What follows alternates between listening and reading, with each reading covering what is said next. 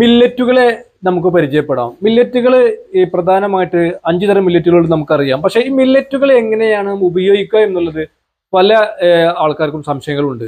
നമ്മൾ മനസ്സിലാക്കേണ്ടത് തിന, വരക്, ചാമ, കോടോ ഇത്തരത്തിലുള്ള മില്ലറ്റുകളെയാണ് പോസിറ്റീവ് മില്ലറ്റുകൾ എന്ന് പറയുന്നത് നമുക്കറിയാം.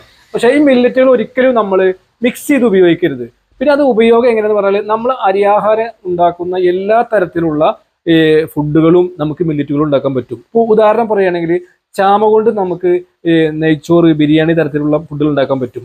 അത് ഇത് സമയദൈർഘ്യം കൊണ്ട് മാത്രമാണ് നമുക്ക് പറയാൻ പറ്റാത്തത്. നിങ്ങൾ യൂട്യൂബിൽ നോക്കി സെർച്ച് ചെയ്യുകയാണെങ്കിൽ നമുക്ക് അരിയാഹാരങ്ങൾ ഉണ്ടാക്കുന്ന എല്ലാ തരത്തിലുള്ള ഫുഡുകളും നമുക്ക് മില്ലറ്റുകൾ ഉണ്ടാക്കാൻ പറ്റും. സാധാരണക്കാർക്ക് പ്രശ്നങ്ങൾ വരുന്നത് മില്ലറ്റുകൾ എന്ന് പറഞ്ഞാൽ ഒരു സംശയങ്ങളുണ്ട്. അത് രുചിയില്ലാത്തതാണ്, അതുപോലെ തന്നെ നമുക്ക് കഴിക്കാൻ പറ്റില്ല എന്നൊക്കെ പറയുന്നുണ്ടെങ്കിലും നമ്മൾ മനസ്സിലാക്കേണ്ടത് മില്ലറ്റുകൾ അരിയാഹാരങ്ങൾ ഉണ്ടാക്കുന്ന എല്ലാ ഫുഡുകളും, ചപ്പാത്തി ആവട്ടെ, പുട്ടാവട്ടെ, പത്തിരി ആവട്ടെ, എല്ലാ ഫുഡുകളും നമുക്ക് മില്ലറ്റുകൾ ഉണ്ടാക്കാൻ പറ്റും.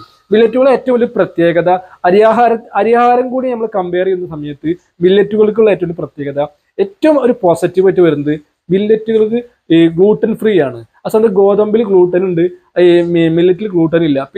പെട്ടെന്ന് നമ്മളെ ശരീരത്തിലേക്ക് ഗ്ലൂക്കോസായി കൺവേർട്ട് ചെയ്തുകൊണ്ട് ഷുഗറിനെ ഹൈക്ക് ചെയ്യാൻ പറ്റാത്ത ഏറ്റവും സൂപ്പർ ഫുഡാണ് മില്ലറ്റ്.